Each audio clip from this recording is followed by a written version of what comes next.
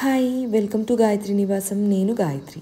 ఈరోజు మా ఇంట్లో నేను నెయ్యి ఎలా ప్రిపేర్ చేస్తానో చూపిస్తానన్నమాట. పాలు బాగా మరిగిన తర్వాత చల్లారిన తర్వాత ఫ్రిడ్జ్లో పెట్టేసుకుంటే థిక్ లేయర్ ఆఫ్ మీగడ అనేది మనకి పాల మీద వస్తుంది. దానిని నేను తోడు పెట్టుకుంటాను. ఒక 15 to 20 days పెద్ద బాక్స్లో తీసుకుంటే మనకి బాక్స్ ఫిల్ అవుతుంది. నాకు ఆ 15 to 20 days మీగడ కలెక్ట్ చేస్తే దగ్గర 800 grams ఆఫ్ నెయ్యి వస్తుంది అన్నమాట. అట్లాగా తోడు పెట్టుకుంటాను.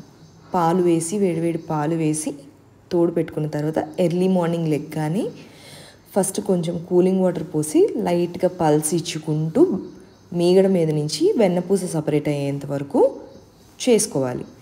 ఇదేగా గిన్నెలో కలెక్ట్ చేసుకొని ఇలాగ మనం తోడు పెట్టుకున్న మీగడ మొత్తాన్ని సేమ్ ప్రాసెస్లో పల్స్ ఇచ్చుకుంటూ కూలింగ్ వాటర్ పోసుకుంటూ వెన్నపూస సపరేట్ అయ్యేంత వరకు చేసుకున్న తర్వాత నీట్గా క్లీన్ చేసుకోవాలి.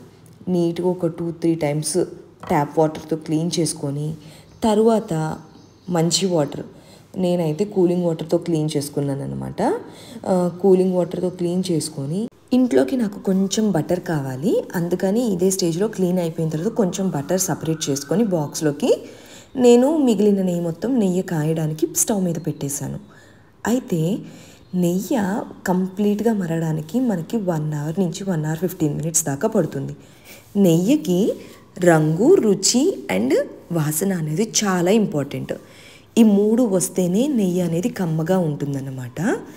ఈ నెయ్యి కంప్లీట్గా కలర్ చేంజ్ అయిన తర్వాత దించేసే ముందు కొంచెం మెంతులు వేసుకుంటే నిలువ వాసన అనేది రాదు, ఎన్ని రోజులైనా ఫ్రెష్గా ఉంటుంది.